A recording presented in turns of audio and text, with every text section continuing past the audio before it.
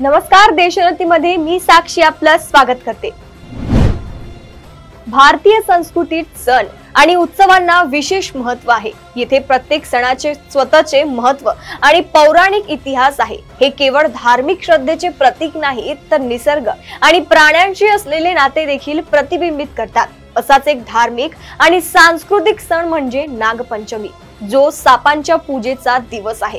हा सण पावसाळ्यात येणाऱ्या श्रावण महिन्यातील शुक्ल पक्षाच्या 5व्या दिवशी साजरा केला जातो। हिंदूमध्ये नागपंचमीच्या सणाला विशेष स्थान आहे। या दिवशी लोक नागदेवतेची पूजा करतात आणि संरक्षण आणि समृद्धीसाठी प्रार्थना करतात। प्राचीन मान्यतेनुसार नागदेवता भगवान शिवाच्या घड्यात आणि भगवान विष्णूच्या पलंगावरील अलंकार मानली जाते। यामुळे सापांचे धार्मिक महत्त्व आणखी वाढते। पूजेच्या दिवशी महिला उपवास करतात, शेण किंवा मातीने भिंतीवर साप काढतात आणि त्यांची पूजा करतात।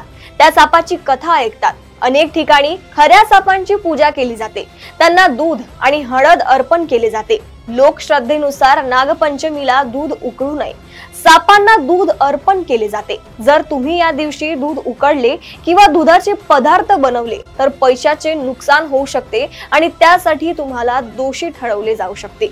जमीन खोदण्यास मनाई आहे। असे मानले जाते की साप जमिनीतील बुरुजांमध्ये राहतात। खोदल्याने त्यांचे निवासस्थान खराब होते।